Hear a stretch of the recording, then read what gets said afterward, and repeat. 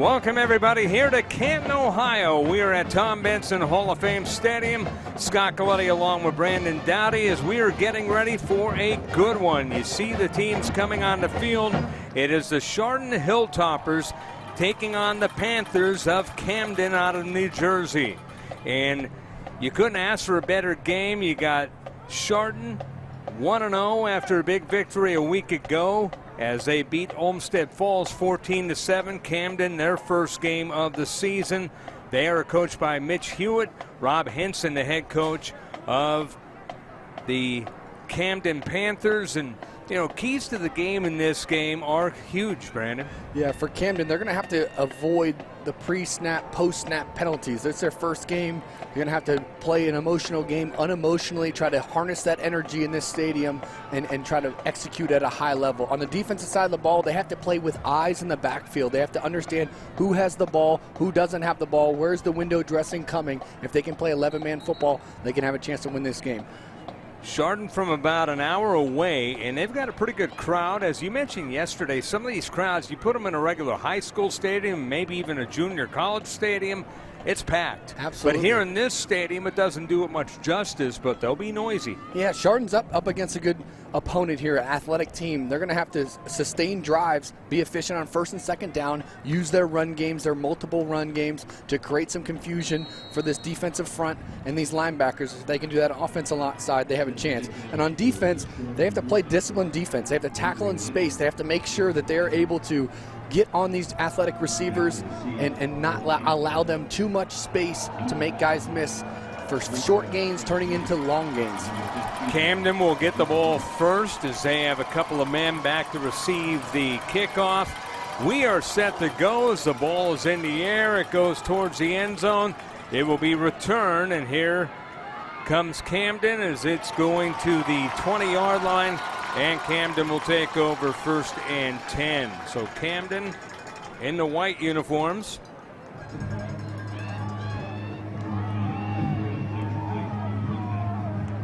Get a good look at Deontay Ruffin, who will be number 13. You'll see him coming into your picture. And he's a good one, a dynamic quarterback, a guy with a lot of speed, and a guy who can really mix things up on offense. Yeah, he does a good job playing within the offense, taking what the defense gives him. He's going to take his opportunities. He's going to use his mobility back there to create big plays in the scramble drill.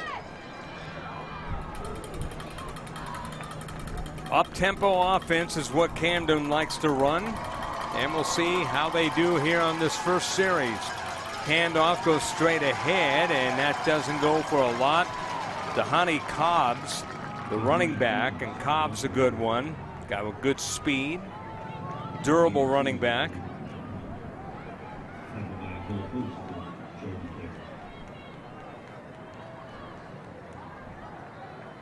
You know, the head coach, Rob Henson, was excited about playing in this outstanding field, and the pass on the right side, that's a completion, and gang tackled out of bounds was the receiver. Amin Anderson on the catch, and Anderson, 5'11", 185 senior. Good early completion there for Ruffin. Offensive coordinator doing a good job using his athletic ability, getting him outside the pocket. I think he can throw this 2 steps too earlier, allows the defender to shorten that space between him and his receiver, see if he can get it out on time on the next snap. Versatile player Anderson, one of the best wide receivers and D-backs in the area in Camden, New Jersey. There's a pass down the left side, going for broke, and it's incomplete. Jalen Hornsby, the speedy wide receiver, was the man downfield, and he was covered stride for stride. A little bit of a prayer throw there on 3rd and 4. I think he can do a better job in getting some driving underneath concepts, especially early in the game, just throwing a go ball to the outside to the field, the longest throw in football. Just got to give him a chance, young quarterbacks. But credit to Chardon getting a good 3 and out to start this game.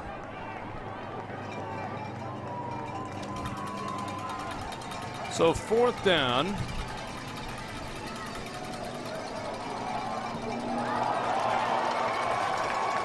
Looks like they got that punt as it was partially blocked, and it goes to about the 48-yard line. So good field position for the Hilltoppers of Chardon, who have won 29 straight games, and you go even further back than that. Yeah, 36 of the last 37 games have been victories for the Chardon Hilltoppers.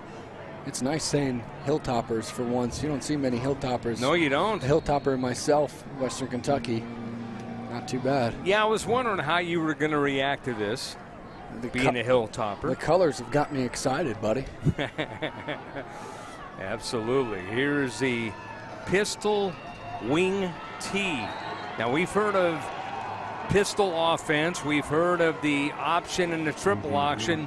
This is a pistol wing tee, something we did not grow up with. No. That's just a little innovation for an old school system that's been around for 40-plus years. And they've run the wing tee for about 40-plus years, and obviously they did some innovations to it. So you're right about that. Alex Henry, the quarterback, Andrew Bruce, Zach Fay, the running backs, among others, as they get it to the outside on the jet sweep. Andrew Bruce. And Bruce is down after a gain of a few yards. Actually, Alex Henry on the keeper. Good fake again. Speaking of old school, I get faked out by the old handoff, but, you know, the pass play I'm good at. That's why they run it with the deception. So here we go on 3rd and 5. Straight give, and that will go to the 40, and that's as far as they go as Fay got the ball, and Fay was stopped beautifully by his defender, Hameen Anderson, 5'11", 165. We talked about him being one of the leaders on defense, an athletic player, and he makes it 4th and little over 1. We'll call it 2, and it looks like they are going for it all the way, Chardon. The matchup of this game is going to be at the line of scrimmage. Camden's got some players committed to West Virginia up front against this Chardon team that wants to run it down your throat early and often.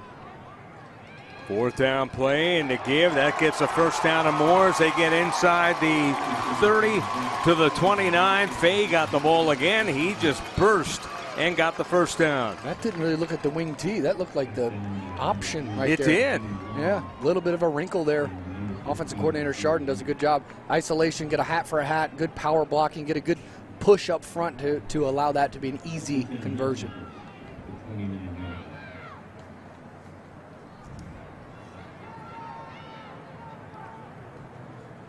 Clock moving down, 8:10. They come out of the huddle in the bunch set. They'll have one man out to the left on the wideout. That is Troy Liebhart. And play action. They're being rushed, and what a sack, as that was a beauty coming out of nowhere. Deontay Ruffin Jr., and what a sack there. And, you know, it's a luxury when you got the quarterback playing that way on defense. You're not kidding. Aggressive is going to set the tempo. What a fantastic play. I think they had a run blitz called. Not so fast. They had not enough guys in protection to cover. Big loss on that play. Big loss indeed. 2nd down and long. The pass goes to the right side, and that is a completion. They'll get to about the 25, and making the catch, you see number 20, Drago Vujalia. Ooh, I think that's a good one right there, buddy. Vujalia. Vujaklicha, excuse me. So okay. Vujaklicha. Say a couple of syllables. Say that 10 times fast. I'm trying to say it once. We'll work on 10 as we crawl. How's that sound? 3rd down and 5. And that is a loose ball, and that is picked up by Camden. Turnover, Camden. The Panthers get the ball. Wow. That was picked up by Jamie Tyson. Tyson makes the play, but that play was won on first and second down. First down was a negative play, just got him off kilter just a little bit on the sack. Didn't have time to recover, causes a huge turnover in this game and a turning point. Yeah, just a bad exchange on the snap, and it was snapped up by the Camden player. Tyson, a senior, 6'2", 255. He gets his team the ball on a turnover. Look for Camden to be aggressive coming out of this turnover, trying to keep and harness momentum on the sideline. So Camden now with Ruffin Jr., who had that big sack. Now he's coming out trying not to be sacked. Got one man who is left, that's Jameer Stanley, and Ruffin, he's going to run, and Ruffin is hog-tied down as he will get a couple of yards to the 30. They tried to take a shot, but Chardon was ready for the shot play. Great job by Ruffin, just taking what the defense gives him. There was a flag on the field, roughing again, holding against the offense, so that'll be a rough one for Camden. Speaking of Ruffin, he's committed to Temple, strong arm, a little bit inexperienced at the quarterback spot, but a lot of upside. He's more of a defender turning into the quarterback. Yeah, he's got the label as an athlete. He can do it all. Plays DB, plays. We saw the way he sacked. You don't see that out of a quarterback usually. You do not. That's a different mentality on the other side of the ball. Here's Ruffin passing, little swing pass on the right side, and whistled over the head of the intended receiver. Amin Anderson went well over his head, so now it's going to be second down and 28-17. No score, 7:02 to play in the first quarter. That screen just took a little too much time to develop there. Ruffin just got to quicken up his feet, make an accurate throw there. He's got a hat for a hat on the outside. I like the perimeter game early in this game, just trying to get the ball in their playmakers' hands as quickly as possible, get them in space and try to make big explosive plays in the pass game. Second down and long, and they go straight run up the middle, and that's not going to go for much. Stanley got the first carry. Jalir Stanley, 5'10", 175 junior. Stanley, a first-year starter. He surprised his coaches, competes hard and very soft-spoken, but he's a guy you're expecting to get loud noises of at running back. Absolutely. First things first, they got to stay out of extra long downs. Yes, they do. Third down and 15. This Chardon defense way too disciplined to be in third and extra long situations. They have 6 All-Ohio players returning, and there you see one of them. That is a sack deluxe. Big play right there by Chardon. Chardon just sends a zone blitz, confuses the quarterback just long enough to hold up for a big sack in this football game. Austin Lazinski, one of the guys on the stop. But yeah, they've got all sorts of talent.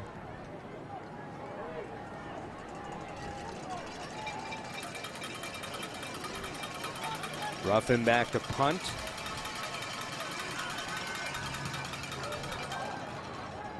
Good kick. It'll get inside the 50. It's going to be picked up and ran back. How about this? Is running it back is Heath Fetchick.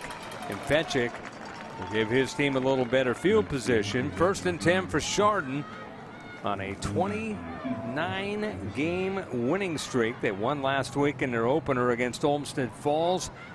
They went 16-0 a year ago, beat Baton 21-14 in the OHSAA Division III title game. 12-0 in 2020, 10-3 in 2019. Lost to Aurora in the playoffs, 22-19, their last loss.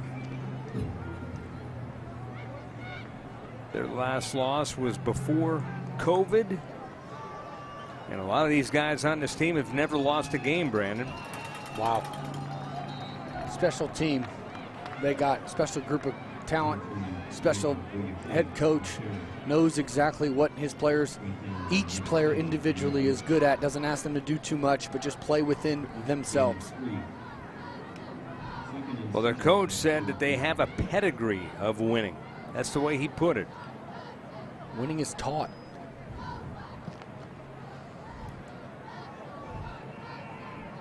Well, I know there's a lot of teams that would love to be taught how to win like this team. 2nd down and 7. This is a good-looking run. It's going to end up about a couple of yards shy of the 1st down as Trey Liebhart gets the run. A 6'1", 180 junior. He's a senior, actually. Liebhart, one of the leaders on this team. Here we are, another 3rd and manageable for Chardon. Early in this game, they've had a couple 3rd and manageables. The only time they got off script was the time they were stopped. Liebhart, according to Mitch Hewitt, and this is saying something, the best player on the team. He just does it all offensively and defensively. 3rd and 2. That's going to be a 1st down run as Henry on the keeper gets it easily. Henry, 6'3", 195, a senior. Just so many things on the offensive side of the ball that they can do in the run game. Here's just a quarterback zone, weak side zone run. Just another dynamic to this offense. They beat you in multiple ways in the run game. Just a lot of things for Camden to worry about from a defense perspective. Talk about number 77 here in just a moment, but Henry, the general on this team captain. There's a cross-field pass, and that's a heck of a catch by Bruce, and Bruce to the races, and he gets near the 5. Wow. How about that for a one-handed grab? What a catch, what a throw, what a play call. Had a hog mollies out in front. They didn't even have to block anybody. There was so much space out there. No one was expecting the throwback.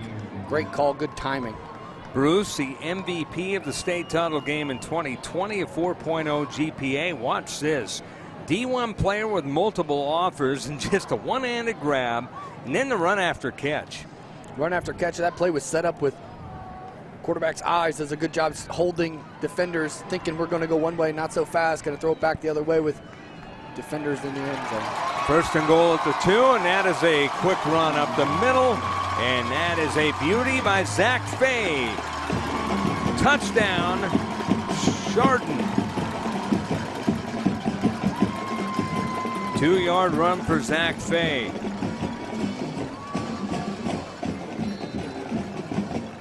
Comes with 3:25 to go, and watch it. You'll see him get the ball right in your screen, and easy pickings.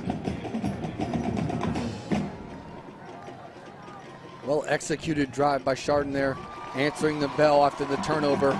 Doing a great job just executing one play at a time. And a great call on the throwback to set that up. But really impressed with Henry and his offense early in this game. So Zach Fay, as you look at number 77 right there, I got to mention this.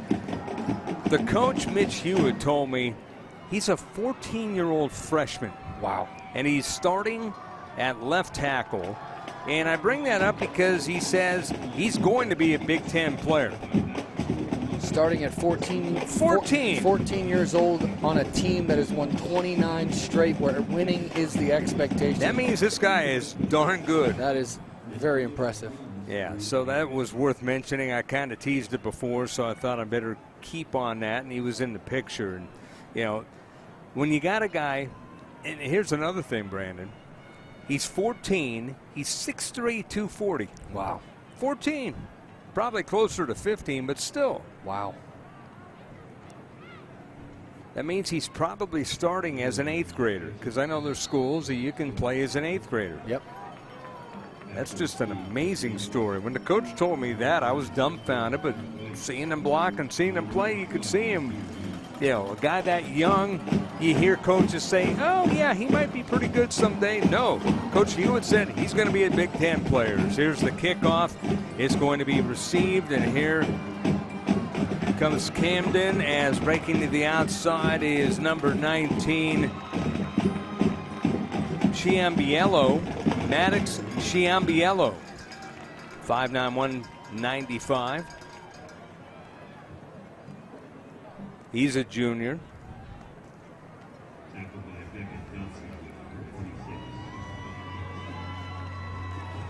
So here comes Camden trailing 7-0. Deontay Ruffin and company. We'll see what they can do against this defense. But again, 6 returning players on defense, and as Coach Hewitt said, all Ohio guys, which means they are coveted.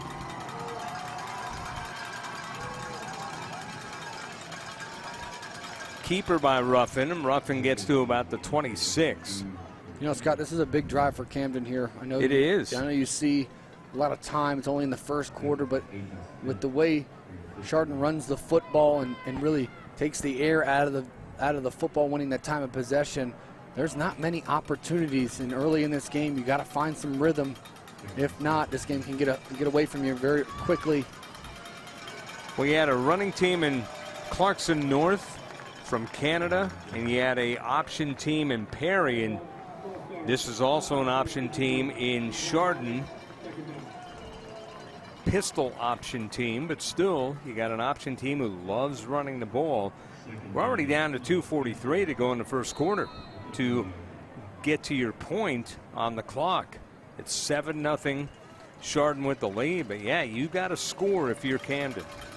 3 possessions, 3 empty drives. Got to find a rhythm here.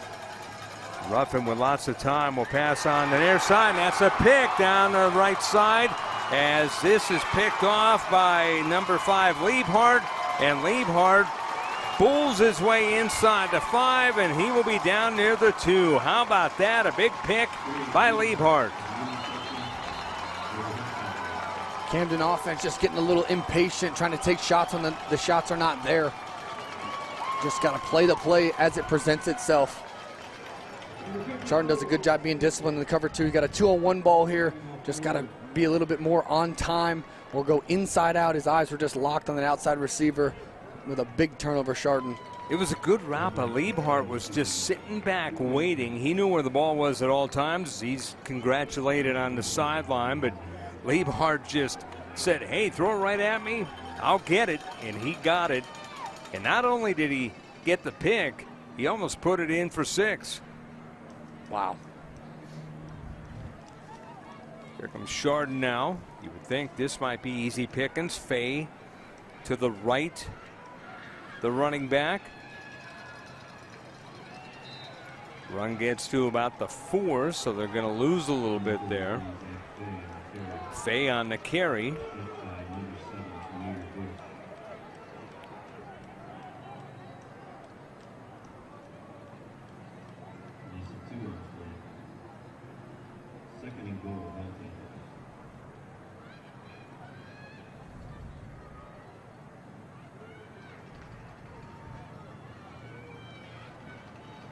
Fay once again in the backfield. Caleb Hewitt also back there. Rolling out is the quarterback Henry. He passes to Hewitt, and Hewitt catches it for the touchdown. The coach's kid does good. Touchdown, Chardon.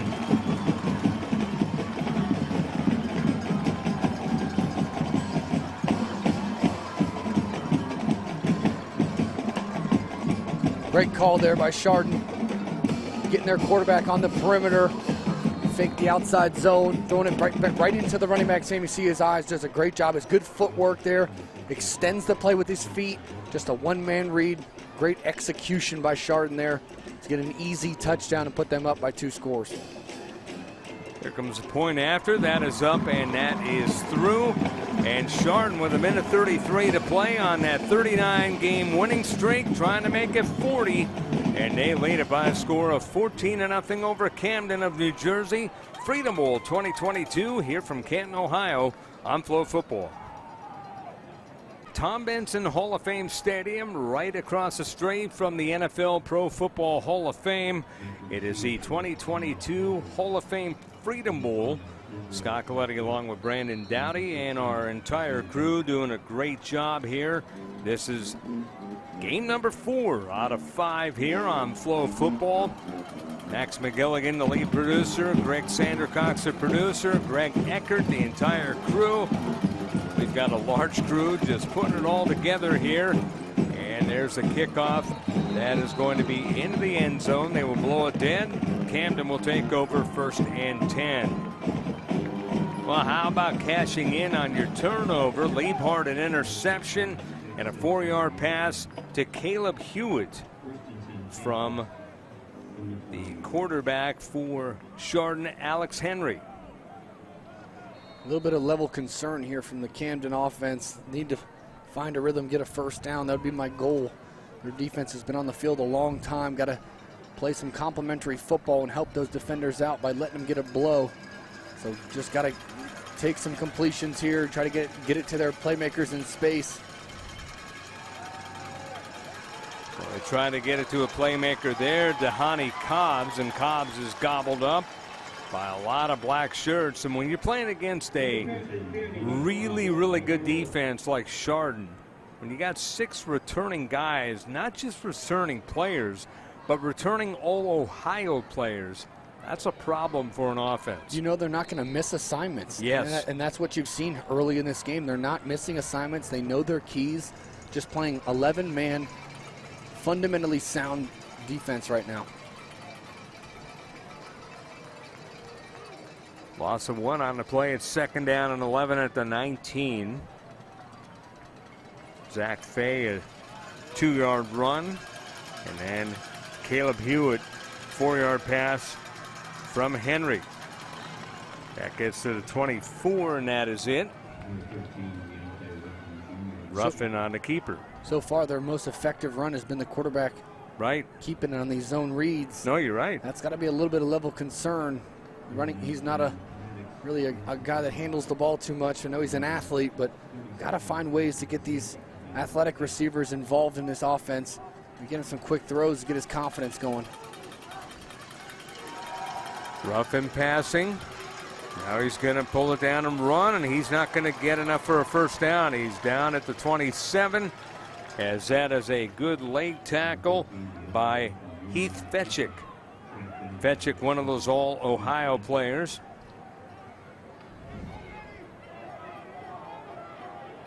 You know, we talked about it in the opener. Chardon wasn't going to miss tackles in the open field. Key to the game for Camden was trying to make them miss tackles in the open field. They've done a fantastic job just tackling in space. You know, every time it seemed like Camden has some running lanes, they're suffocated really quickly. That's the end of the first quarter here, with Chardon leading the ball game by a score of 14-0 over Camden of New Jersey. Freedom Bowl 2022 here from Canton, Ohio on Flow Football.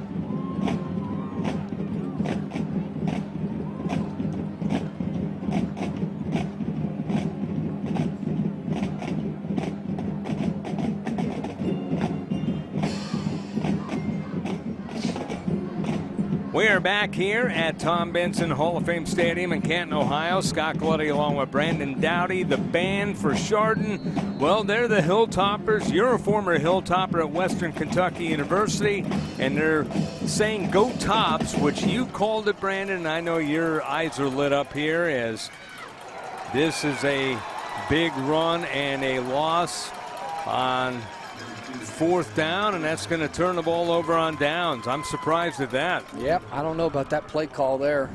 A little over-aggressive on that Camden sideline right now, trying to force plays when they're not there. You just gave Chardon already up 14-0. Great field position at the 28. That's tough. Not good.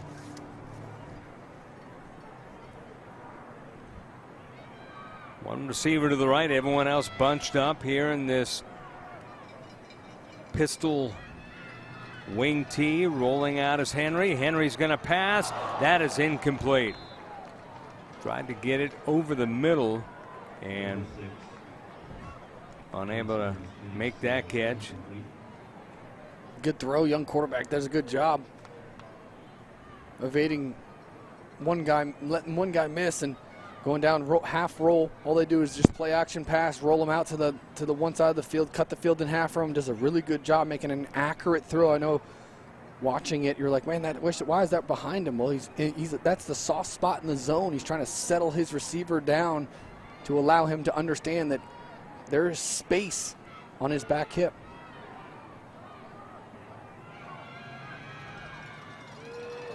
Straight ahead run, and that's going to get good yardage to about the 22, and now a little extracurricular after the play.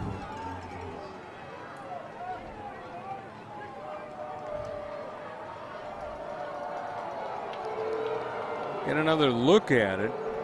Just taking the ball down himself. Alex Henry running straight ahead. Didn't see exactly what went on after the play, but Henry a good gain. 3rd down and 4 at the 22. Freedom Bowl 2022 here at Tom Benson Hall of Fame Stadium.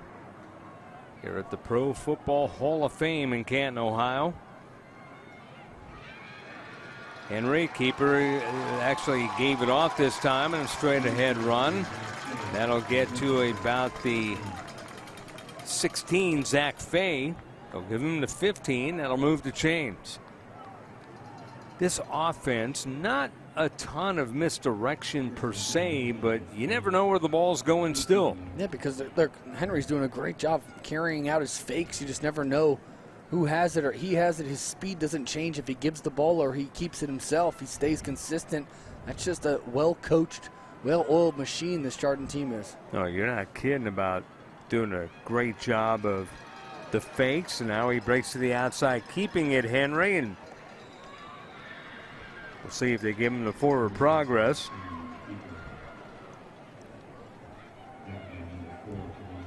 Henry just so smooth at running in his offense.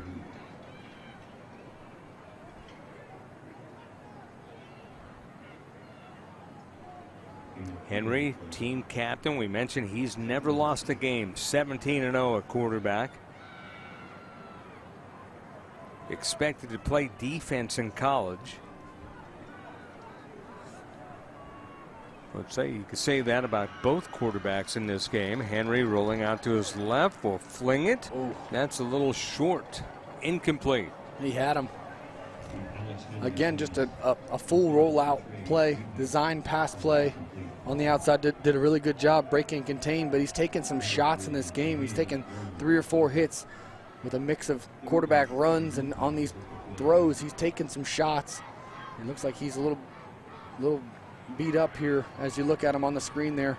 Henry is going to be wanting that pass back. 3rd down and 7 at the 12-yard line.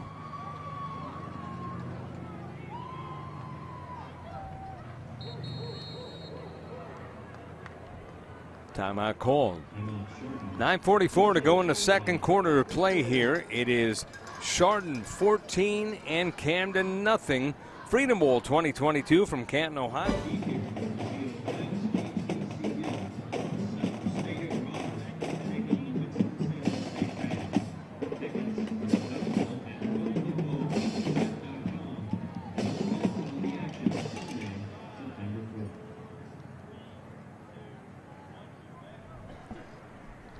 Get a good look at the Chardon sideline here at Tom Benson Hall of Fame Stadium in Canton, Ohio. Scott Coletti along with Brandon Dowdy. This team looks hungry for more points, Brandon. Yes, they are. They have a chance to really solidify themselves a little, up against a little adversity. I think it's 2-down territory, especially up 14 points. I'd stick with the run game. It's been efficient for them, but 3rd and 7 is a little bit out of their comfort zone. They would rather be in a 3rd and 4 or less situation, but I say you stick to the script, go for it on 4th down, and really try to add a punctuation in this game up 3 touchdowns. 3rd down and 7. Good keeper, and that will go inside the 5 to about the 4. Once again, calling his own numbers, Alex Henry. Hilltoppers with a 1st down. And again, no hesitation the way he ran that. He faked the ball, as you'll see, kind of a look. And actually, this was the pass before the incompletion, but he faked it to his running back and just darted the other way. Yeah, right downhill. Very efficient, very decisive in his run games. He's doing a really good job reading his keys, not doing anything out of the ordinary. But he has a read on these zone read plays, and he has been correct on all of them so far in this game. This is a give and a good defensive play to stop the running back.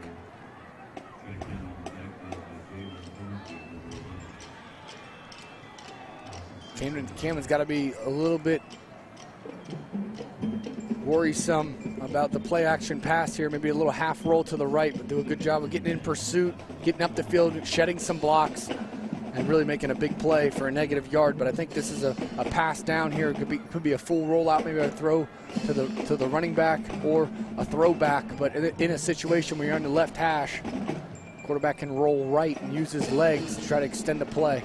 Jalen Hornsby, a 6'3", 200-pound athlete. Sky's the limit on him. You saw that on the tackle. Second down and goal at the 10. You got a timeout taken by Camden. So it's 14-0. Actually, Chardon taking the timeout. Chardon leads the game 14-0 over Camden. It is the Freedom Bowl 2022 on Flow Football.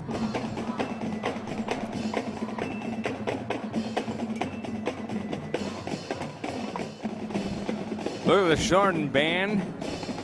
They must be having a lot of fun in the stadium. Our feed is on the scoreboard and they're watching themselves, so they're getting a kick out of that.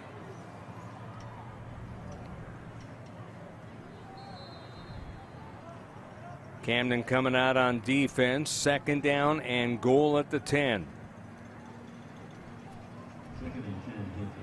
A win would be keeping Chardon to a field goal. Absolutely.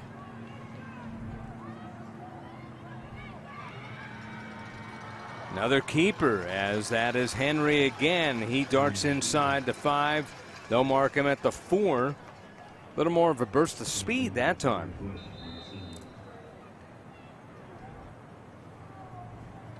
We have an injured player on the field.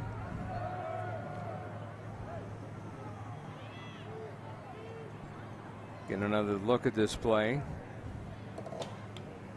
Oh, friendly fire there. Henry came in there and speared his own guy, causing an injury. Yeah, Daniel Pettijohn is the injured player, 5'11", 210 senior. Listed as a wide receiver, is also running back. He's a little wobbly going off, but he looks like he's going to be okay.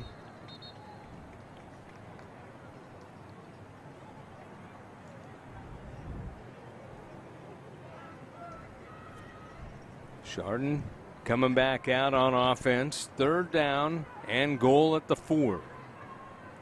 Leading 14-0. The touchdowns. Zach Fay, a 2-yard run and a 4-yard pass. Henry to Caleb Hewitt. Hewitt in the game here. Got to identify him on defense. And the coach's son once again. And this one goes to Bruce. Bruce breaks inside and gets to about the 2, maybe the 1. Going back to Hewitt, though, Brandon. Coach Hewitt said it's strange having your son on the team. Wonder how strange it was having him score a touchdown. No strange at all. I No. know the jubilation, being a parent myself. My 4-year-old son just scored his first goal in soccer, so I know how that feels. Just knowing that they are succeeding at that level just puts a smile on the face. Well, I said a field goal would be a win. Well, that is out of the equation for the Hilltoppers. They're going for it here on 4th and goal at the 2. And here is Henry. Henry darts. He lost control of the ball as he was hit. Did he get in? No way. Well, the ball went loose and no one went after it, which is strange. They mark him short. Let's take another look at it. Henry.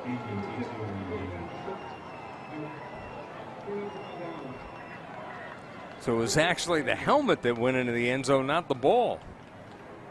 So he was stuck at the 1. So I saw the helmet go into the end zone. At first I saw what I thought was a football. It was his helmet, and he ends up being stuck. And well, they got 99 yards to go, they being Camden, but what a win right there. No points. Very big win for Camden. I don't like that they don't have It didn't much, look like possible at first. No, they don't have much energy on the sideline too. Kind of just lollygag into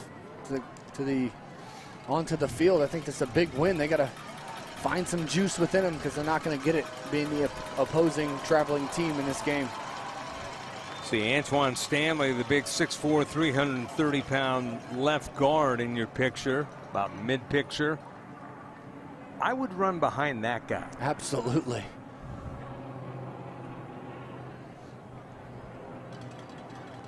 Tony Moldovan, the referee. Doug Gauze, the umpire. Headline judge Dan Stanley. Waylon Jasinski, line judge. Dan Kozma, the side judge.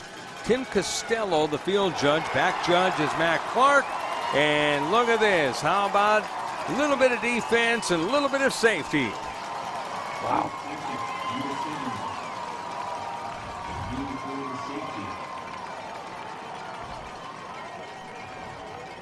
That makes it 16-0. Camden with an interesting call, trying to roll their quarterback out to the left side, which is this non-dominant side. Just an outside zone, little miscommunication up front. They sent the blitz, and it paid off. Huge play. Heath Fetchick, number 7, 6'1", 204 senior with the big sack, gets the safety. And this team is driving the bus right now. Yes, they are. They have all the momentum on their side. Their fans can feel it. Camden just can't seem to find an answer on the offensive side of the football. No energy on that sideline. No, that's because all the energy is on this sideline, the home sideline, where Chardon, winners of 29 straight, well on their way to making it 30. This after a close game a week ago. 14-7 over Olmsted Falls. They've already scored 16 here in this game. They're going to get the ball back.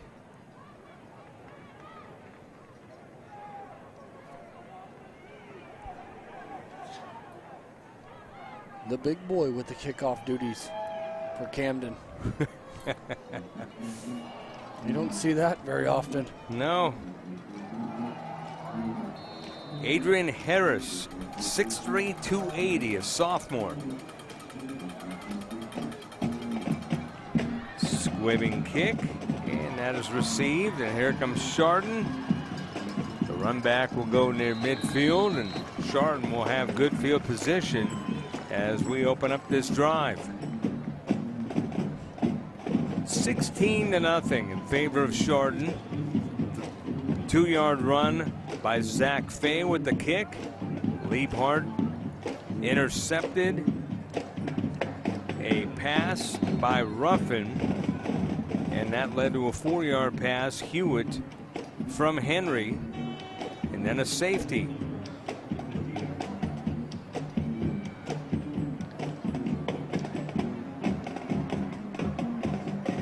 Camden defense been on the field for a really long time. See if the fatigue sets in on this drive. Henry, he's going right side. It looked like it was partially deflected. He was winding up, and that ball didn't go as far as he wanted. No, it did not. It got tipped at the line of scrimmage. Good job by causing confusion in the backfield. I'm not sure why the pass play in that situation. You've had so much success running the football. Maybe just so. That's just a compliment of your efficiency running the football, knowing that we can waste it down essentially and still feel like we're on track to put this in a third and manageable situation. Big play for this drive here on 2nd down.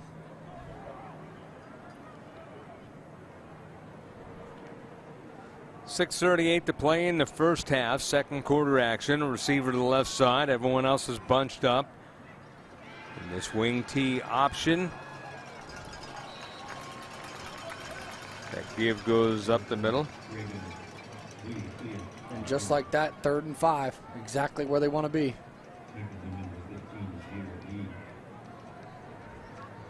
Bujaclia on the run. Drago, the first name.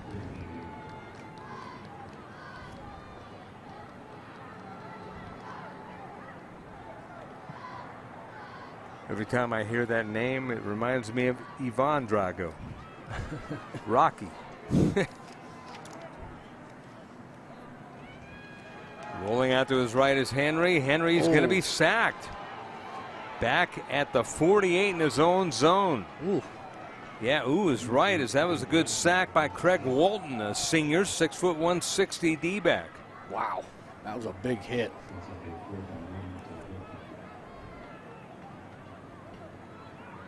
So 4th down and the punting unit coming on. Let's take another look at this as you'll see him coming into your picture, and boom, there it goes. Love the sense of urgency. Even on special teams, they just break the huddle with a purpose. Really impressed with this Chardon coaching staff and how they've done a really good job just keeping this team disciplined this entire game. The punt all the way near the 12-yard line, and that's where Camden will take over 1st and 10, trailing 16-0. And you know, the weird thing that I'm going to say right now, Brandon, you'll probably agree with me, it seems like it's a lot more than 16. It does. They're just one play away on the Camden side from making this a one-possession game.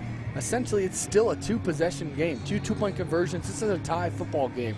So they don't need to make it anything more than what that is. Just got to find a rhythm here on offense. What they're going to do, they're going to throw it, they're going to run it. Well, the old saying, and this is one of the things that Coach Hewitt was preaching to his team, the biggest improvement is between game 1 and game 2. They're on game 2, Camden playing game 1, so advantage Chardon. Absolutely, and I say that all the time. The best coaches in the world have given me the analogy that if they cannot make adjustments in game 1 and game 2, they will not be successful. It looks like they made a lot of adjustments. A run to the outside, and trying to get further outside was roughing on the keeper. And again, another quarterback run. That's been their most efficient play in the run game so far in this game, is the quarterback runs. The advantage of quarterback run and executing quarterback runs at a high level is the fact that they don't have enough guys to block. That quarterback usually doesn't block you have an extra blocker essentially, so the quarterback usually isn't blocking in run game schemes when he hands it to a running back, so they need to put that in their back pocket. Ruffin, little pass, and that goes over the middle, and that is a good gain, not a first down, but it's a good gain as they got it to Jalir Stanley. That is all they need from Camden right there. That is make the game simple. Just allow this quarterback to just be one read and go. He's got the arm. Ruffin can make the plays. Good job by Ruffin just checking it down, knowing he was running out of time. Again, just if you get these athletes in space, they can be dangerous. And they're going to get to the quarterback before they can get a first down. That was actually Stanley, the ball carrier, but you get the idea. A lot of converging on the ball. And once again, the run play for Camden going nowhere. 3rd down and 3. Here's another sack as that is back at the 25. They just brought the house. And making that house call right there was number 8, Mario Tolo, 6'2", 203, a linebacker. He's a junior. Just a blitz zero right here. You see it off the edge. Just didn't really block anybody up front. Well, really, they just did a good job. Chardon did a really good job setting that edge, allowing the quarterback not to break contain, making him and forcing him to step up in the pocket. And here comes his friends on the outside with a big sack. 4th down, punting situation coming up for Camden. High snap, they still get it away. It's a end over end kick, and it will be near the 40-yard line, and that's where Chardon will take over 1st and 10. 2:42 to go in the first half, second quarter action. In this game, the flow, just everything going Chardon's way as they are taking over from start to finish. Camden, you can tell they're playing their first game, and Chardon looking a lot smoother than they did a week ago. And, you know, it was a game that Coach Hewitt said, we played pretty well. Yeah, I thought they played pretty well, but I also think they're playing even better today. You can see those adjustments that he's made have paid dividends for them early in this game. They just got to stick to the script. I think last drive they got a little too greedy in the pass game. Got to get back to running the football and going downhill. Henry will pass it. He has a man, and he may go in. This is going to be a dive to the end zone, and that is in. Touchdown. Wow. Chardon. Trey Liebhart with the catch. Just a one-man concept. Wow, I did not expect them. They fooled me in the booth. I thought they were going to go back to the run game that was so successful. What a great throw, great call at the perfect time. Opening this game up a little bit. 60-yard touchdown. You watch it here. Henry play action. Then he drilled it over the middle, and getting a couple of strides was Liebhart. And no way that he was going to be caught by Anderson, even though he's got the speed. Liebhart had the advantage, and Liebhart got in. Wow. See the extra point here to make it 23-0. It is up and good. Well, you got Henry being congratulated on the sideline. 2:29 to go in the half. It's 23-0. Chardon over Camden. Freedom Bowl 2022 from Canton, Ohio on Flow Football. The happy Chardon student section. Canton, Ohio, Tom Benson Hall of Fame Stadium. Scott Galletti along with Brandon Dowdy, former Hilltopper at Western Kentucky University. These are the Hilltoppers of Chardon. And like you said, you don't see many Hilltoppers. Rocking the red and black, too. Hilltoppers came to play today. Alex Henry with a big 60-yard pass to Trey Liebhart. And ball is loose.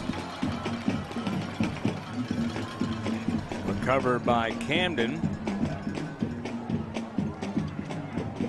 You know, this Chardon team, you said they're well coached, very disciplined, and they're also a team that's looking for more. You could tell they're up 23-0, but you would swear the game the way they're playing right now is 0-0. Well, it's business as usual on that sideline. Well-disciplined football team, not going to get too high, not going to get too low, but just really impressed with how well coached this football team is, top to bottom, on all three phases of this game: offense, defense, and special teams. Ruffin back to pass, and Ruffin is downed again. It's not a sack. He'll gain about a yard on the play, but this defense just putting their ears back and coming at you. As you look at number 9, Cooper Felger. And Felger, another guy who's highly touted for this Chardon team. Young quarterbacks. You can see here Ruffin just looking at the rush a little bit more. This defensive line, this schematics on the defensive side of the ball is really getting to Ruffin here. He's just throwing off his timing. He's not as confident throwing the football as he was in the first quarter of this game. Run gets across the 25 to the 28. Ruffin a keeper again. Surprised that Chardon's not going to try to call a timeout with their defense being as good as they have been on third down here. Again, you see an efficient quarterback run, but all for really nothing. Clock is against them right now. Seems like they're in no hurry, trying to go to the half with this game, not anything more than 23-0. Yeah, I'm surprised as well as Chardon didn't take a timeout. And here's Ruffin losing control of the ball, and Ruffin will go forward, and he actually gets the first down. So Ruffin somehow, some way kept the drive going. Minute 2 to play. Maybe that speeds up Camden a little bit. You're thinking maybe, okay, we got a first down. Maybe we should start. We got 3 timeouts at our display if we want them. It seems like they don't have any rush at all to get this ball snapped. I'm very surprised by this game plan. Ruffin got the snap. Ruffin being rushed. Ruffin passes. That's left side of completion. That will get to the 45. So good play there as they got it to Malik Red, the tight end, for the first catch for him today.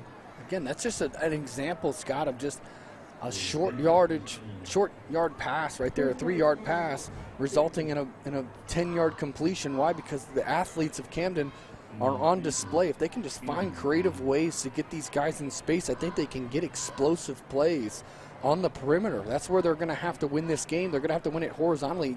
They're not running past this well-disciplined defense on Chardon's side, so need to find different ways to get their playmakers the ball here in the second half. Got to be an adjustment, but this is a big drive. They can get some points at this drive. This changes the trajectory of this game immensely. Closing in on halftime, 42 seconds left in the first half. Second quarter action. All Chardon so far. Zach Fay, a 2-yard touchdown run. Liebhardt, an interception, leading to a 4-yard pass. Hewitt from Alex Henry. Safety, Fetchick on a sack in the end zone. Then a 60-yard pass, Henry to Troy Liebhardt.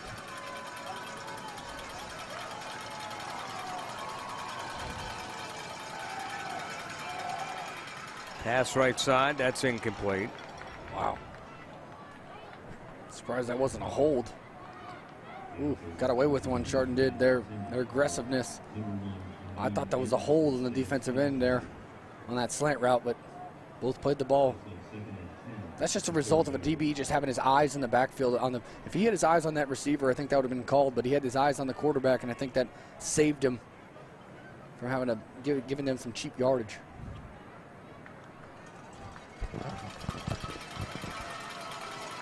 Second down and 10 for Camden. Gonna go downfield left side, and that is incomplete. Tough luck there for Jalen Hornsby. Had the ball go off his hands. Couldn't quite come down with it. That was a really good throw there, giving his receiver a chance. Ruffin does a good job by just putting that ball right in his receiver's head, giving him a chance to adjust to the football. I think they need to do a little bit more of that.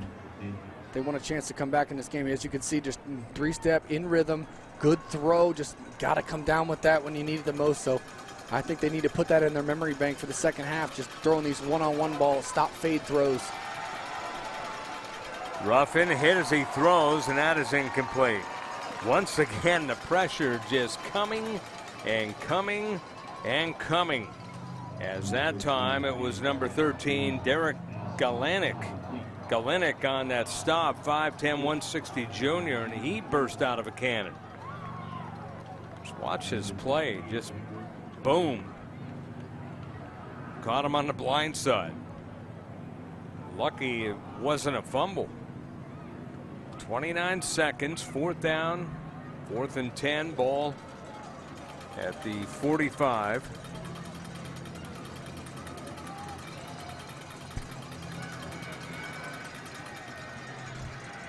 High punt. Down at the 30. So 20 seconds, Chardon. What do you think? Take a knee? Yeah, take a knee, maybe get a little run. Try to get a positive play. Maybe you can spark one. I don't think you give up completely. I think you hand the ball to a back. See if they can get a hole. Pop a cheap one.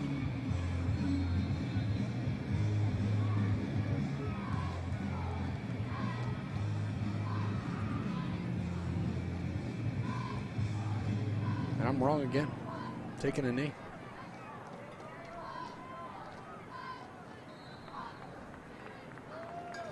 That will end the first half of play with the scores: Chardon 23, Camden nothing. We're at Tom Benson Hall of Fame Stadium in Canton, Ohio. 2022 Freedom Bowl here on Flow Football.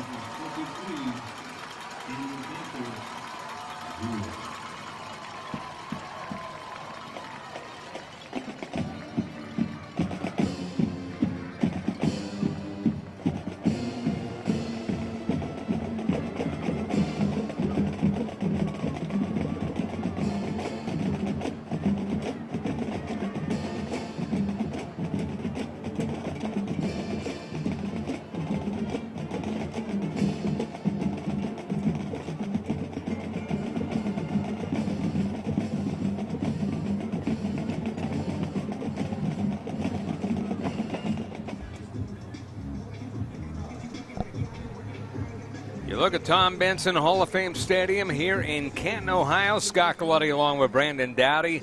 Halftime finishing up here at the Freedom Bowl 2022, the Hall of Fame edition. And we've had ourselves some outstanding football. This one a little more one-sided, Brandon, 23-0. Chardon on their way to the 30th straight victory over Camden. Chardon already playing a game, and they look like it. Yeah, they're well polished, well coached, doing a really good job on all three phases, just working with efficiency in this game in this first half. Been very efficient. 0 penalties for Chardon in the first half.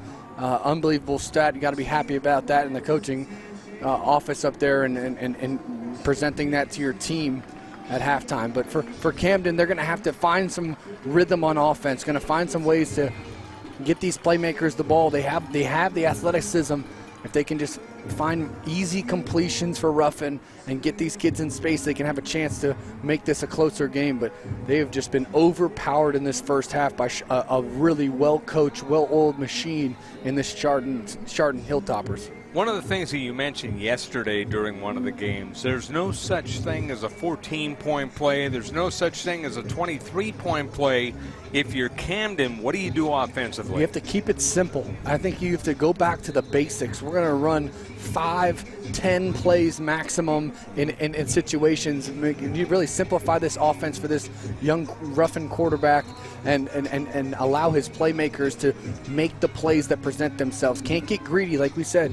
There's no 23-point play in football, so we just got to take what the defense gives us. But the coaching staff has to do a good job setting him up for success and see if he can do that in the second half. Yeah, absolutely. So Ruffin, who had a rough first half, they will be kicking off, they being Camden. So Chardon will come out looking for blood, as they are feeling it today, 23-0, and they feel they could have gotten even more. Absolutely. Kickoff goes to the far side, and that will kick out of bounds. So a flag is thrown, and Chardon will get good field position.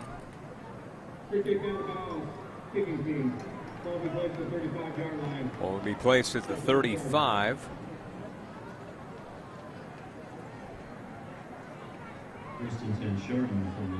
So first and 10 Chardon. And Chardon just doing a fine job running their offense.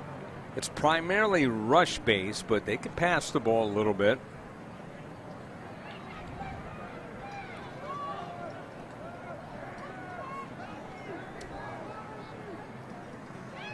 Run to the outside, trying to get the edge, and finally being brought down was Andrew Bruce, 5'11", 174 junior, who we didn't call a lot in the first half, but this is a guy who can really make plays.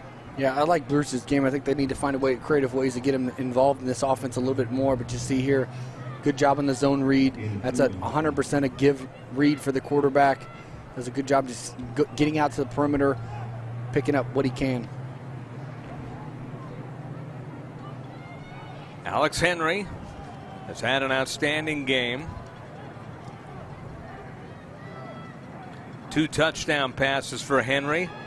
And here's a big keeper trying to make it another as he gets all the way near the 40 inside Camden territory.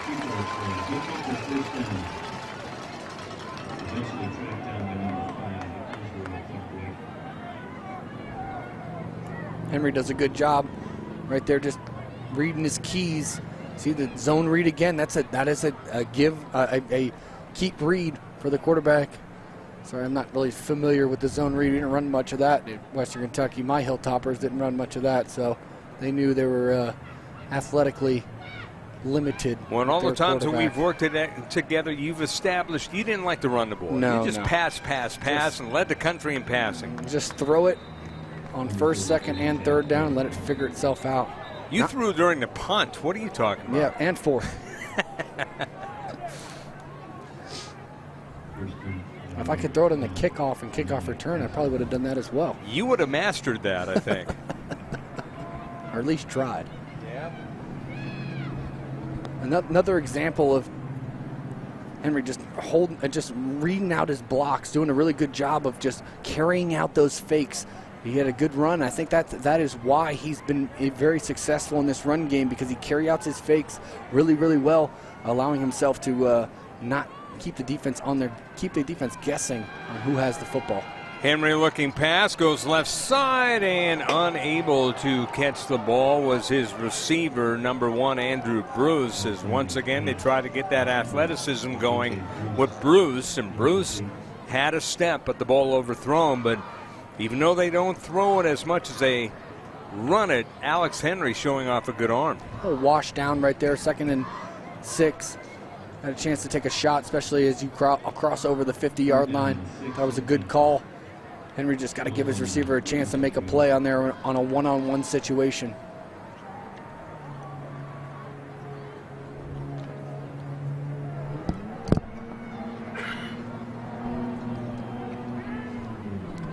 Third and 6. Henry will reverse the field and run it, and runs to about the 32. So he gets close to a first down but doesn't get it. But you're not going to see a punter come out here. You're not going to see a field goal kicker either. You're going to see a team trying to run it down the other team's throat. Just a great job by Henry right there. Off the play action fake, just getting his foot in the dirt and going north and south. I think, honestly, if he gets tackled for a loss there, I think that's a different situation. Situational football, I think you got to punt that ball, but now that it's a 4th and short, that gives him a chance on 4th down. 4th and short indeed, and straight keeper goes inside the 25 to about the 22, and Henry just taking over this game right now. Yeah, Henry has a really good feel for this zone read right now. He's seeing the defenders. Again, I think it's a compliment of him carrying out his fakes, just doing all the little things that you need to be successful to run this wing T offense. 1st and 10 for the Hilltoppers. They lead the ball game 23-0, trying to make it more.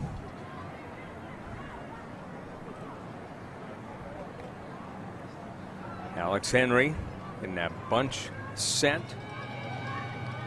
Give to the left side. And that is Caleb Hewitt, and Hewitt gets a couple of yards. Coach's son. Once again, Mitch Hewitt saying it's weird having your son on the team, but Mitch Hewitt already with a touchdown today. 4-yard pass from Henry. And saw him make a good cut there and dove forward and got positive yardage. That'll be proud of that run. Might even use it in film. This is how you get that extra yard. Absolutely.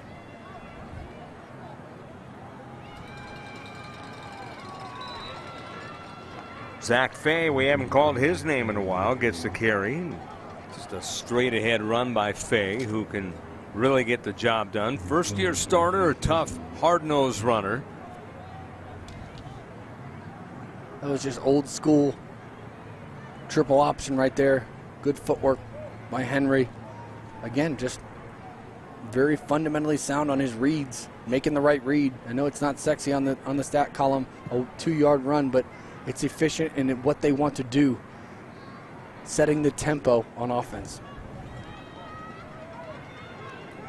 3rd down and 7. 23-0. Chardon on a 29 game-winning streak. Timeout is called. Chardon. 7:02 to play in the 3rd quarter. 23-0. Chardon leads Camden on Flow Football. Back here, you look at the Chardon student section. Having a lot of fun here. Got the big heads out, got everything out there. What are your thoughts there, Brandon? That's a rowdy crew right there. Those are my type of people. Good, and yeah, both of our kind of people. That's a good analogy. As once again, Hewitt, coach's son, goes to the left side and gets a few yards. Just great. You know, we got a good shot of the aerial view there. Just had some little extracurriculars, but offensive linemen sticking together. One saying to another, hey, we don't need no bad penalties here. Let's keep it within the whistles. Just, again, just a well-disciplined, well-oiled machine here Camden has run into with the Chardon team. Yeah, very clean game. We've been saying that a lot.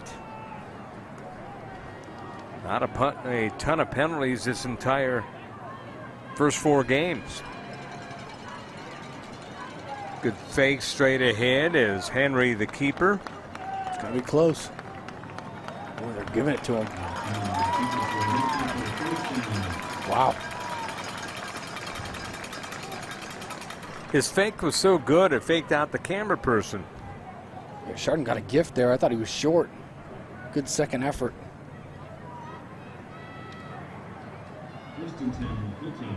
Yeah, when you have the misdirection and the faking and everything that Chardon does, it's very, very tough to game plan against him. Yes, it is. You got to play a man, not play the ball. Yes. You just never know where that ball's going to be. You just saw what happened when you play the ball. The ball goes a different direction. Absolutely. This is a handoff this time, as it will get to the 13.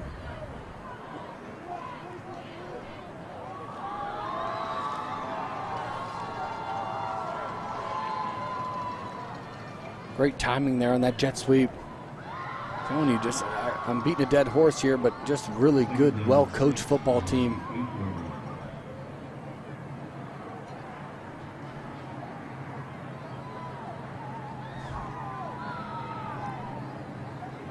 Second and 6.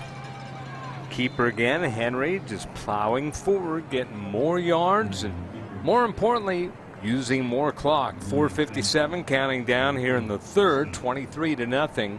Chardon trying to make it more, but not with much urgency right now. As they shouldn't. They've on a 7-8 minute drive here, start this game. Just slowly, methodically taking the air out of this football, doing what Chardon does. They're urgent in that they want to score. They're in no hurry trying to do it. So I guess I'll phrase it that way. Absolutely. Good drive here. Oh, there's man. Misdirection. The ball was tapped, and it is caught, and not much there. Oh, what a call. If that ball doesn't get tipped, he walks into the end zone. Yeah. On that. Wow. Yeah, if he doesn't get it tipped. Now Chardon upset that they're kicking a field goal.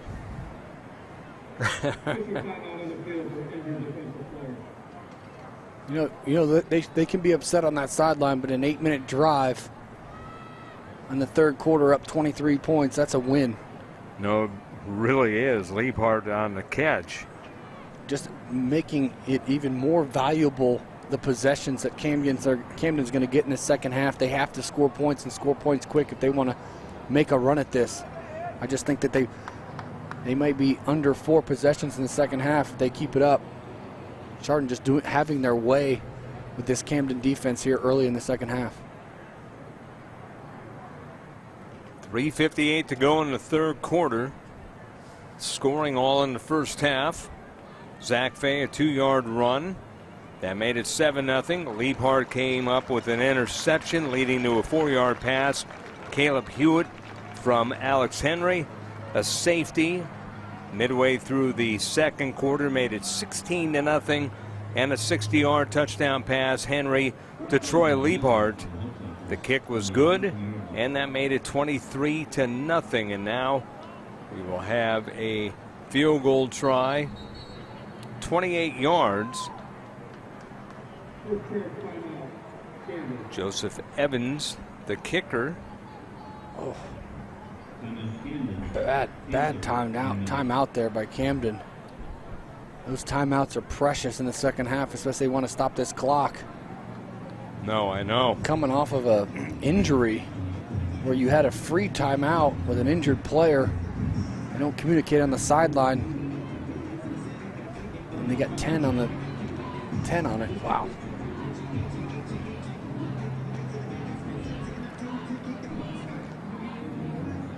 14-0 after one, 9-0. Chardon outscored Canton in the second quarter.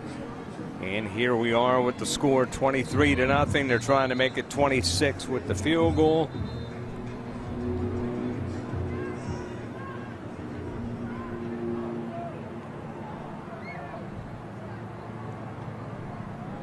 So once again, a 28-yard field goal. Joseph Evans. Will Francis, the holder. And the kick is up, and it is through. 26-0 is the score. 3:54 to go in the third quarter. Chardon over Camden of New Jersey. Freedom will.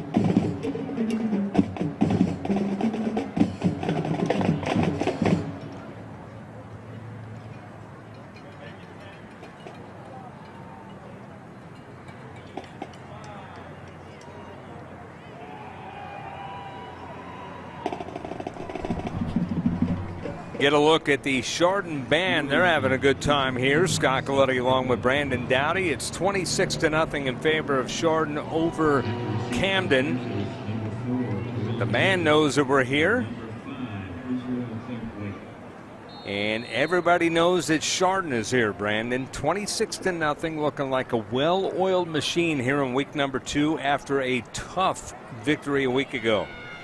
I think only hope for Camden is if Bobby Boucher himself shows up on at halftime to try to win the Bourbon Bowl.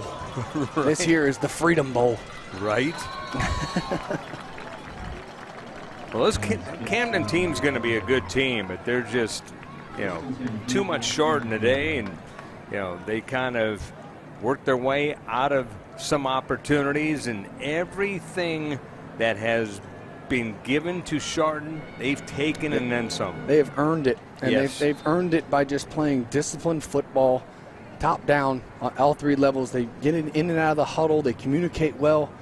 Just a buzzsaw Camden has ran into. Just a team that was just, you can tell the experience on both sides of the ball here for this Chardon team. Ruffin, a quarterback, will throw over the middle. That's incomplete.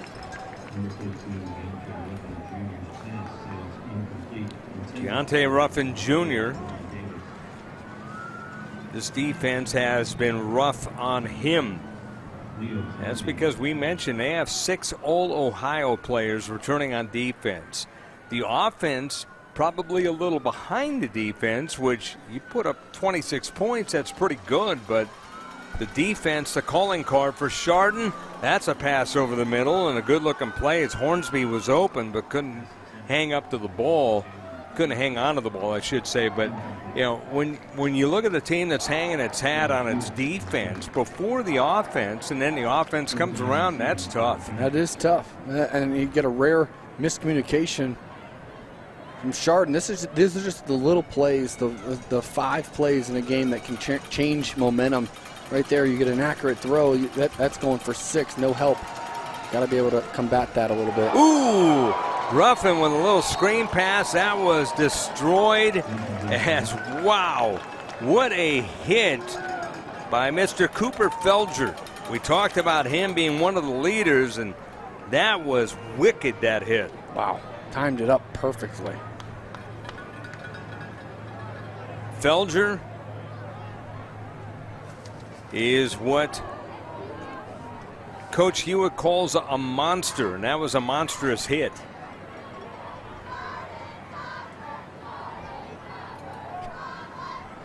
So the Hilltoppers of Chardon leading the ball game by a score of 26-0 and about to get the ball back.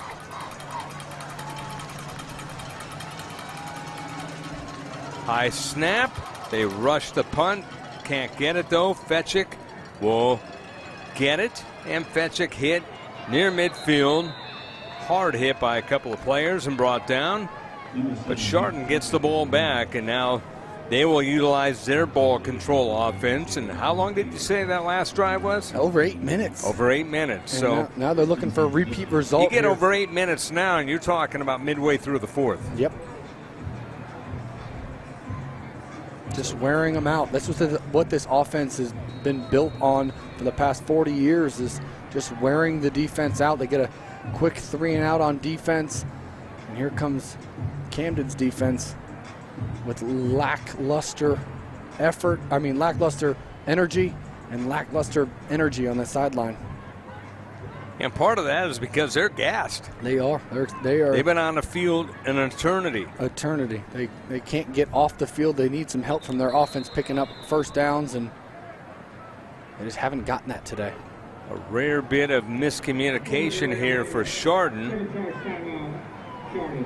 Charge timeout to avoid delay of game. It's probably the only bad thing you'll see out of Chardon today. Again, yeah, just avoiding a penalty. They haven't had one today.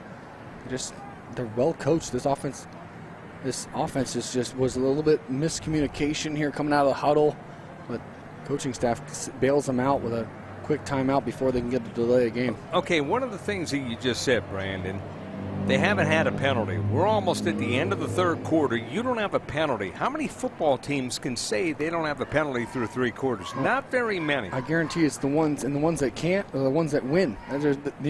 Winning 29 games in a row, 36 out of the last 37. But a lot of times you'll get a penalty just because, maybe an offside, a motion or whatnot, but this has been about as clean as it gets. A credit to their coaching staff. Everyone knows their responsibility, but not only the coaching staff, the senior players, the players that are holding each other accountable, because the coaching staff ain't in between the lines. When it comes out there, it seems like they just excel in communication, and it just seems like they just know exactly what their assignment is, and they execute at a high level. A lot of these guys haven't lost a game on the high school level, and they don't want to be the first. They do not. They do not want to be the first. Here's Henry. His pass is tipped, and that is picked off. Big defensive play by Camden. Hameen Anderson on the pick, as that was knocked down. Got an injury, as I think that's the quarterback. He was hit hard. See here, they tried to fake a screen and throw a go route on the outside. I don't know about the timing of it, but man, Henry's been beat up in this game with a mix of quarterback runs and just getting beat up on these pass plays. It seems like in pass protection, that's where Chardon struggles. And I think that's going to be their next adjustment from game 2 to game 3. They're going to have to shore up this pass protection if they want to keep their quarterback healthy. Yeah, the bad thing right there, he got hit right around the shoulder area. So he got hit as he threw. He's up though, so that's a good sign. But Camden all of a sudden on offense after forcing a turnover. Need points here. This is a need point situation. They have to get some. They need 7. I think you're in 4 down territory, especially in the striking distance on the opposite side of the 50. I think it's the best field position they've had all game. They got to take advantage of it. Rough him, straight drop. He'll throw over the middle. Nobody there. Well overthrew Anderson. Anderson was about at the 10. There were 3 black shirts closer to the ball. Yeah, I think that was just a throwaway from Ruffin. They tried to run a post wheel combination. Chardon does a good job passing it off, and he really had nobody open on that concept. 26-0.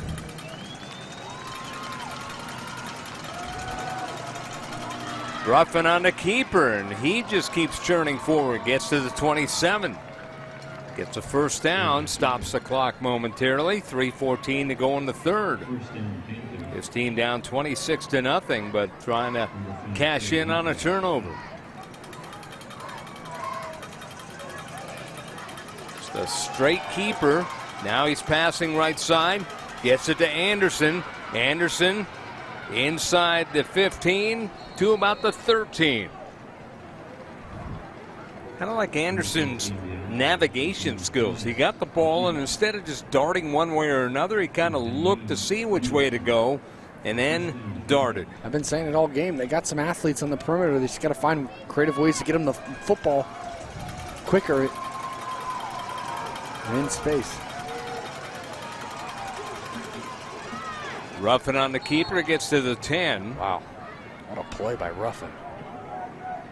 That was a negative yardage run there that he just willed himself for 4. Fantastic play by Ruffin right there. Down to 2:28 to play.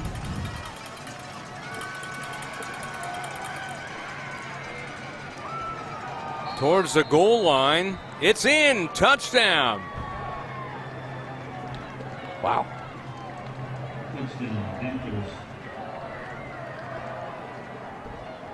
Jalir Stanley, 10 yards.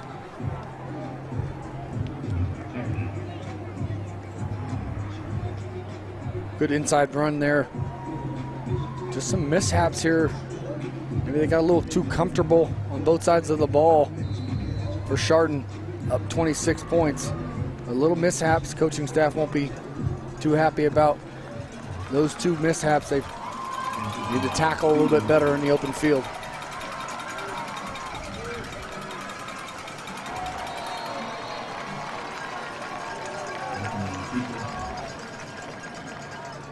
Ruffin on the keeper, couldn't get it. But here's the run by Jalir Stanley. Good cutting and got into the end zone. The 2-point conversion is no good. And with 2:16 to play in the third, 26-6. Chardon over Camden.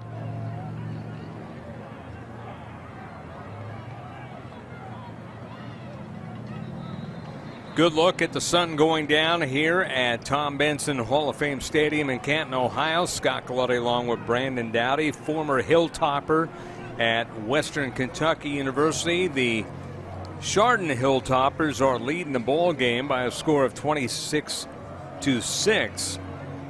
Camden unable to get the 2-point conversion, but they got points, which they desperately needed. That they did. Number 65.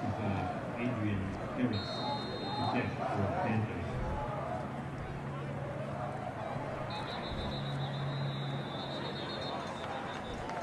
Looks like offsides is going to be the call on the kickoff. Adrian Harris, the big guy, the sophomore, 6'3", 280-pounder. He's an offensive lineman, defensive lineman, kicking off. And then he did a soft kick.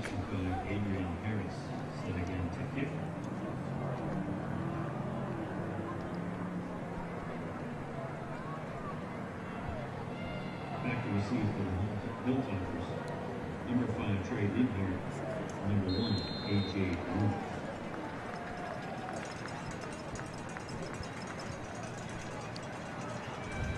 Kickoff received. And here come the Hilltoppers and being hit and hit hard. Bruce on the run back.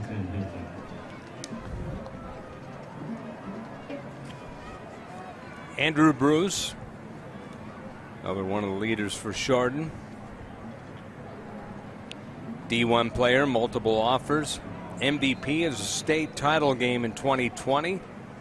Garners a 4.0 GPA. Other than that, he doesn't do much.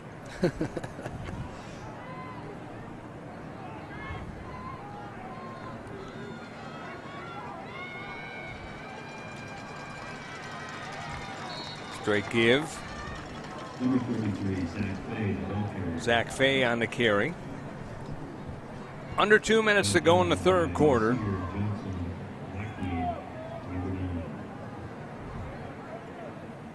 Chardon getting back to what they do, trying to control the line of scrimmage, and they get a positive run there on first down, keeping them on pace.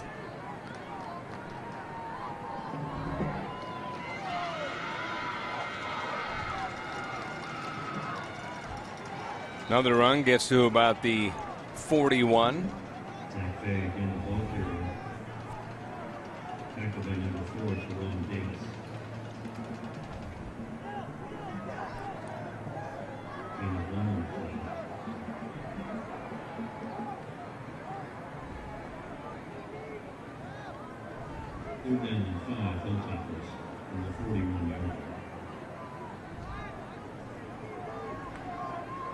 Big third down here for Camden, trying to get the momentum, keep the momentum on their side. Can't give up anything cheap. Pre-snap penalty here. Henry's going to keep it. Henry's going to keep it more as he tried to go to the house, but he'll settle for midfield. That was great navigation by Henry. I think he was one move away from taking it in. Yeah, both sides. One move away from scoring a touchdown, but on the opposite end, got a chance to make an open field tackle, just can't do it. Great move. Great job. Very impressed with Henry.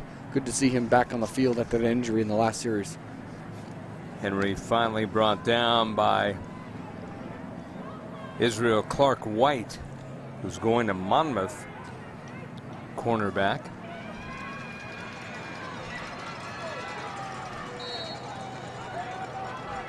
One of the few negative plays that we'll see for Chardon.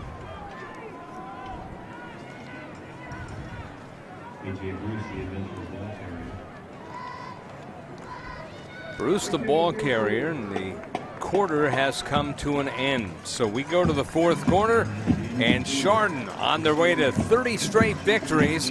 The defending state champions here in Ohio, they lead Camden by a score of 26-6. It is the Freedom Bowl 2022 on Flow Football.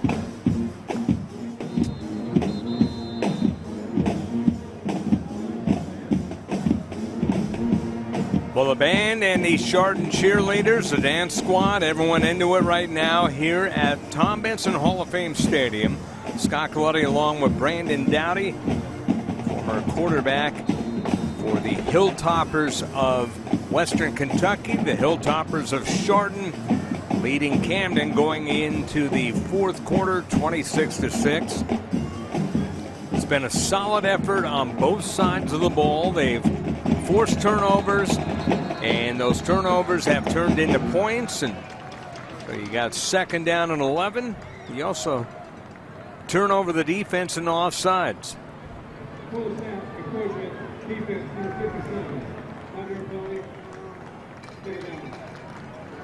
So encroachment against Camden.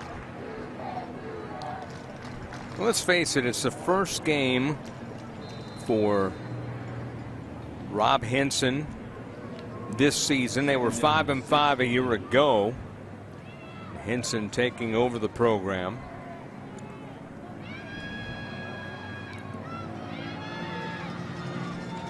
That give Andrew Bruce, and Bruce piles forward.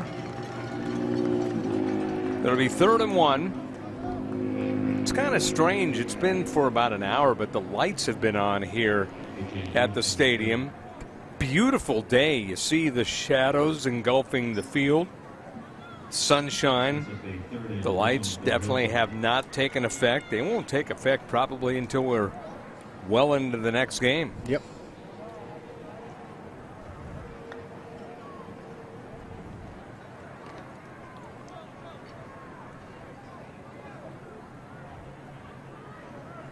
Third down and 1.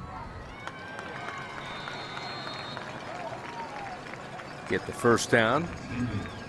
Henry on the keeper. Good job by the line, just moving the defense to give Henry enough room to get all he needed. Get another look at it. Watch this as you saw the burst of the front line. Good job there by the center, Jeffrey Klein, the junior.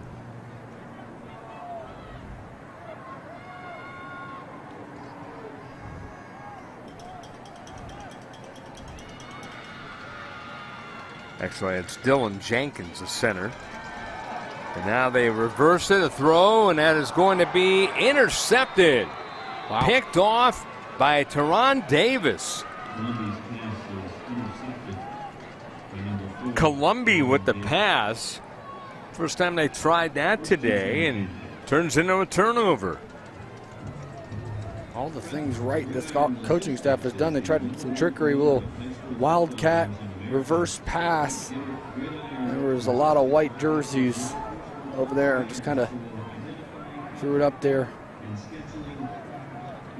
So Leo Colombi on the interception. I guess the only good thing about that one is it's kind of a punt. It is. But at the same time, you look back at that drive and you're thinking we could have scored. Absolutely. There's a run that's not going to go for anywhere for Camden. Coming out of the pile, Jalir Stanley. 10-21, counting down in the fourth quarter, 26-6 in favor of Chardon over Camden. One more game coming up here on Flow Football for this event, the Freedom Bowl, and it's a big one. St. Francis out of Baltimore, Maryland, the number 3 team in the nation, according to Max Preps, taking on a powerhouse East St. Louis out of Illinois. Ruffin throws, and that one picked off, and this could go to the house, and it does. Touchdown. Trey Liebhardt, another pick. That's his second of the game. This time he goes in for 6.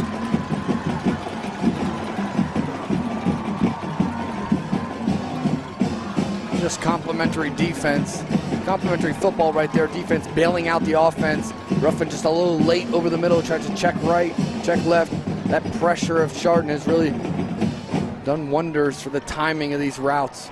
28-yard return for Liebhardt. What a pick, what a run after the pick. Gets a hug there from one of his teammates, Heath Fetchick. The ball play is a touchdown. After the play, personal foul. Camden number 14. Penalty against Camden. Chardon will take it on the kickoff.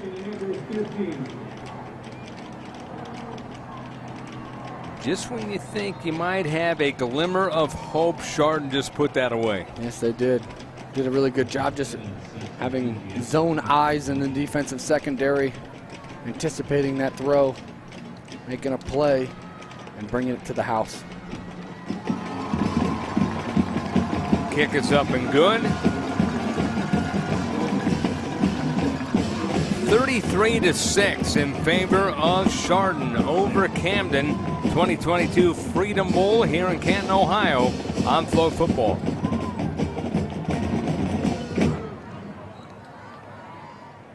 Look at the Chardon crowd, a good crowd on hand for the team from Ohio, and they are happy as heck as their team is leading 33-6 on their way to their 30th straight victory.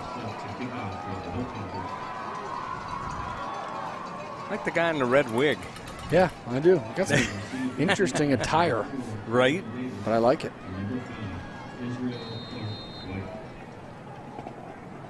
We saw Captain America last week.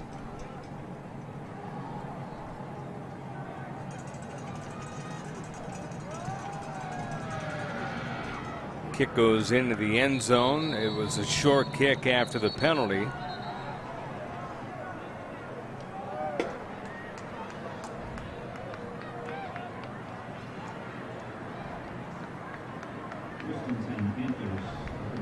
First and 10 for the Panthers of Camden.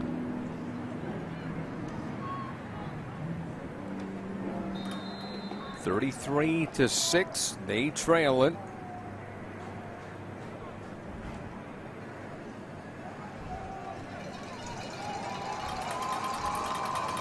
Not a lot you can say except for this has been a clinic by Chardon. And Camden with some work to do. Pass on the right side.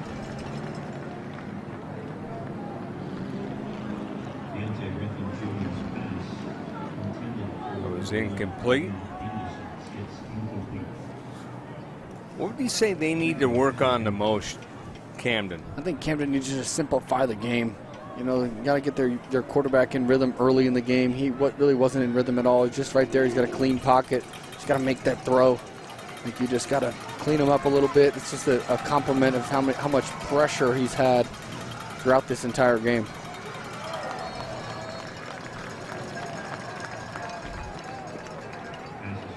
Got that to Cobbs. Tahani Cobbs made the catch.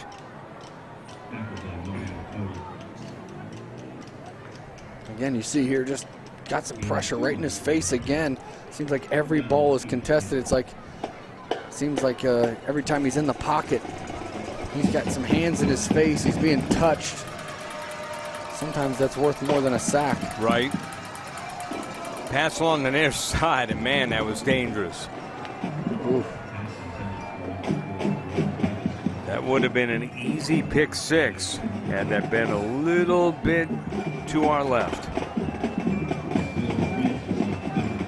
And the guy who had interception on his mind was Will Francis. By the way, he got 2 picks for Liebhardt. And Liebhardt has had an outstanding game, but Fetchick had the sack for a safety. So this defense has come up with some stars. Yes, they have. Bad snap, and that kick was smothered. And Chardon's going to have a outstanding opportunity here. 8:56 to play.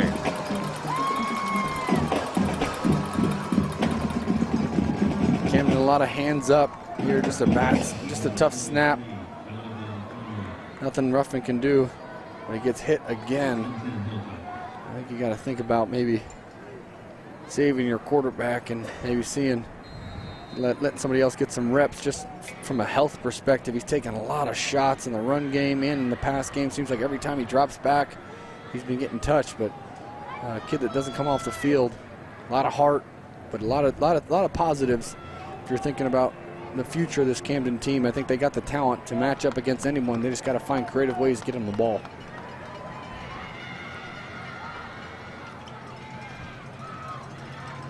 Another run to the right side, and that will get to about the 9.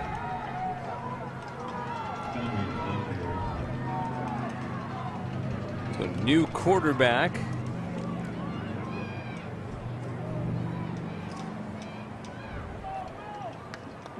Will Francis is a quarterback.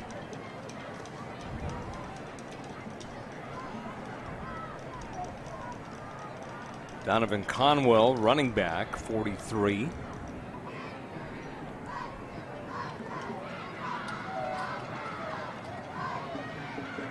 Conwell the carry. No, actually, yeah, he did get it. Conwell the carry, and doesn't go for much.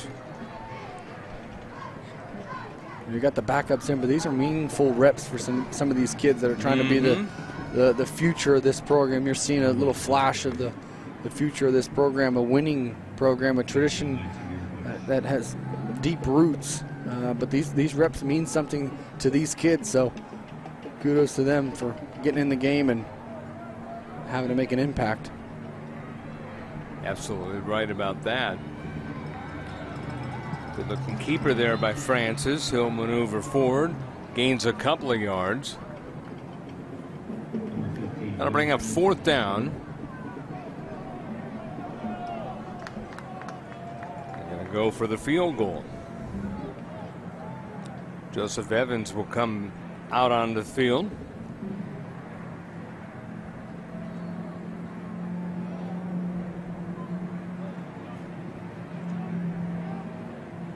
This will be a 24-yarder.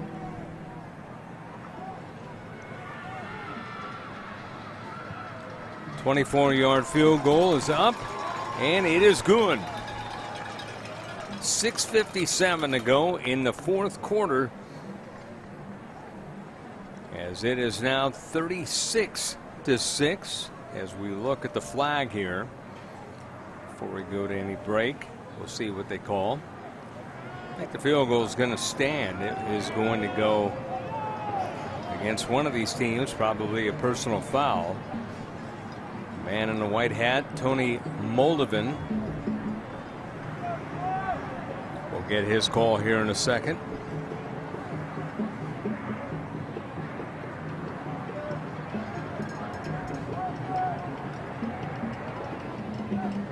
Personal foul, Erdling.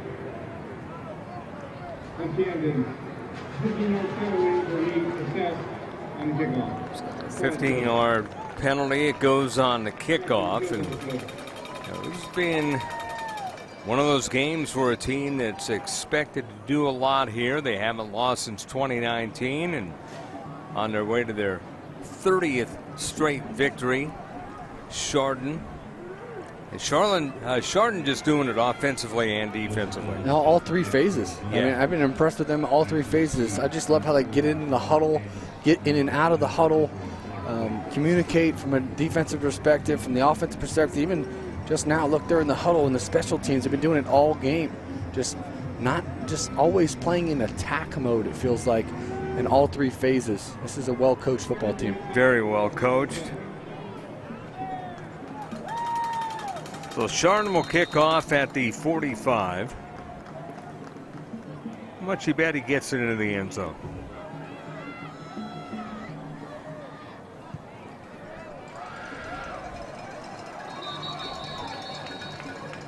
Well, that was easy.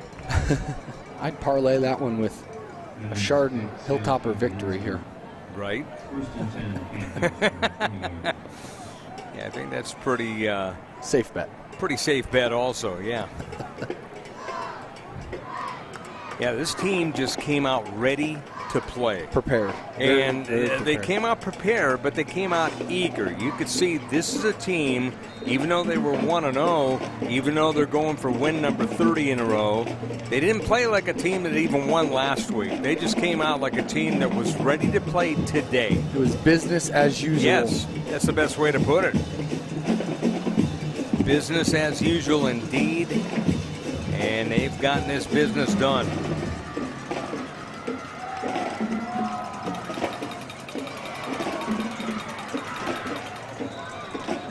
Good looking play there for Camden as they got the ball to Chardon Davis.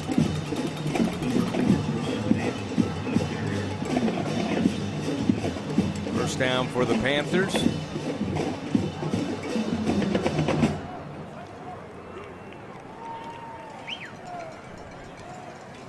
Panthers have Jathan Candelario. He is the quarterback now. Candelario, a freshman. Run to Stanley, and Stanley trying to get to the outside, gets the first down. He gets across the 45 to about the 46. You can see a little bit of a glimpse of this speed and this athleticism from this Camden unit. This is what we thought we were going to see a little bit earlier in this game, just getting on the perimeter, getting their playmakers to play, the ball in their hands and in space. Last two plays, they've been able to do that.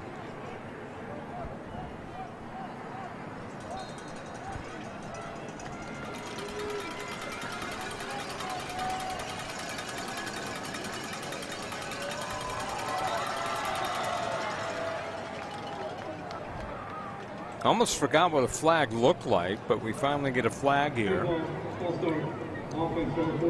Not on Chardon.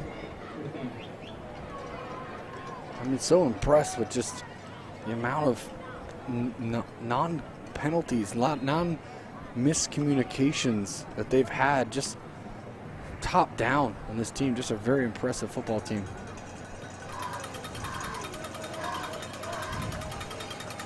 Yeah, it's been very impressive. Candelario throwing. That ball is knocked down and dropped. Davis, the intended receiver. That's a great throw by a freshman right there. That's a, you know, in football, speaking in quarterback terms, there's a first level one throw, a two ball, we like to call that. That right there was a two ball.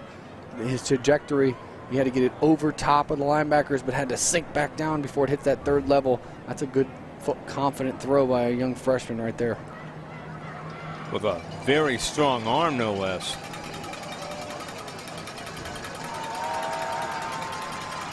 Candelario, a little swing pass, that's incomplete. Third down. 3:24 running clock here, 36-6. That's two concepts in a row that I didn't see from Camden early in this game that I think that could have played to their advantage. They were able to execute those plays. The little drive route underneath, easy completions right there. And quarterback just got to set his feet and throw that one. He's got guys open. but I think they could have done a little bit better job of getting Ruffin into successful situations, like giving them easy throws. You've seen these concepts late, but obviously too little too late here. Candelario being rushed. He is going to be hit, and he eventually goes down. They called him down.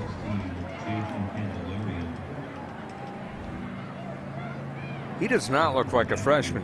No, he doesn't. Candelario will like watching that clip. Sometimes you just got to step up underneath that, give your running back an angle. Young quarterbacks like to try to escape, especially freshmen, 15-year-old freshmen.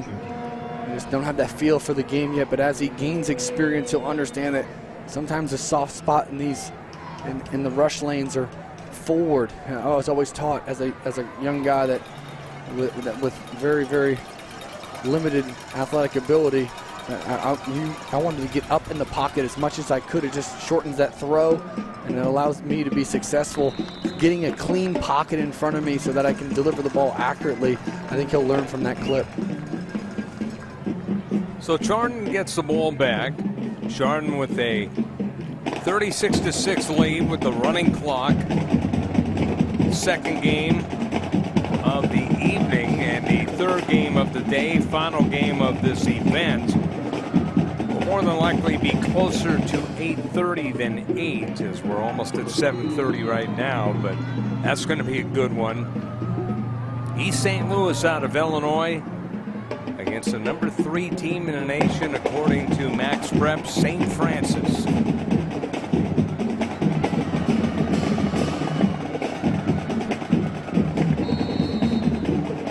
Straight run.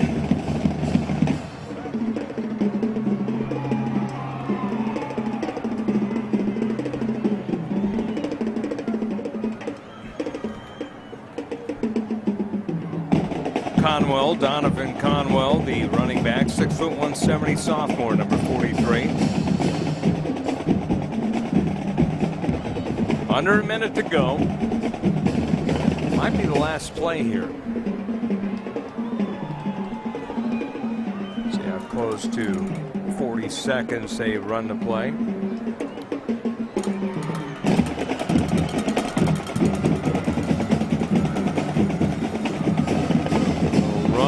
Big hit. As the run was by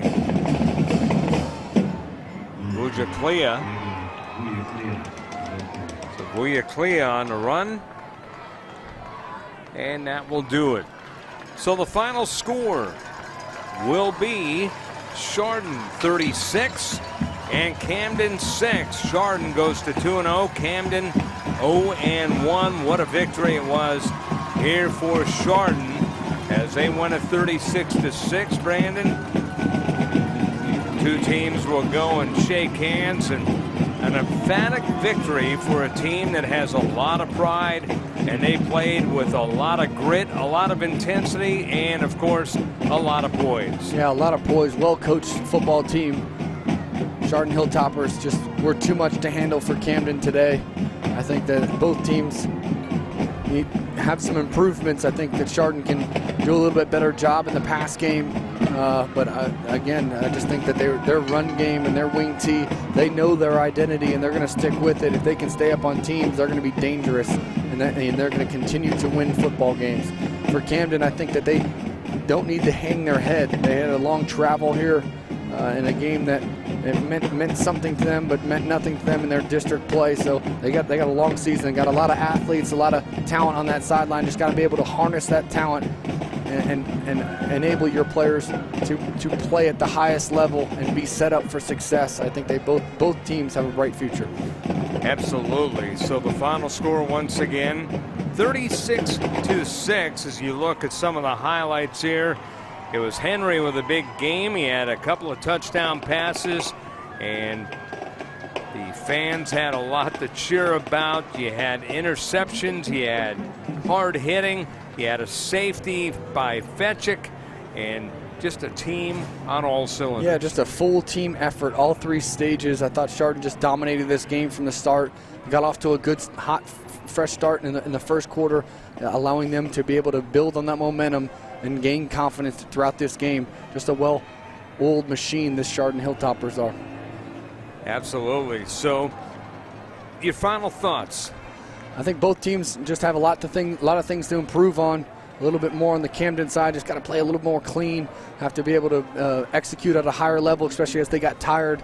Their technique definitely lacked a little bit. They gave up in this game here in the fourth quarter, so that'll be something that they'll have to look at and think about as we see them lining up maybe to run a couple sprints to end this game. But right. You'll see from a Chardon side, it was just business as usual. They just really just know how to win, and that is taught. Lessons from coaching staff all the way down to their seniors that have passed it down from time and time again. They just know how to win, and they're efficient in what they do.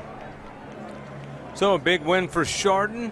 Your thoughts on the next game? East St. Louis taking on St. Francis. It's going to be a good one. I'm excited to watch. Anytime you get to see a top 5 team in the country play against a well-oiled machine in East St. Louis, it always is exciting. So I'm excited. There's a lot of talent on both sides. A lot of players that are going to big-time schools. So see if they can step up on a national scale and come to play. Once again, want to thank our lead producer, Max McGilligan, Greg Sandercox, our producer, Greg Eckert, the entire crew. For Brandon Dowdy, Scott Galletti. So long for now. One more game coming up. That will be in 45 minutes or so. It's East St. Louis, and they will take on